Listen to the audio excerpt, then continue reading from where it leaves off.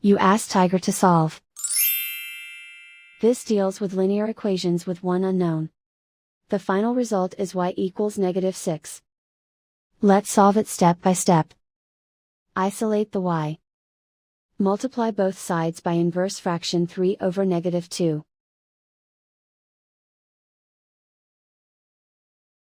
Move the negative sign from the denominator to the numerator.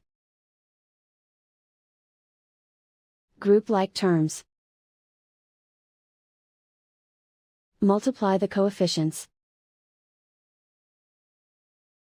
Simplify the arithmetic.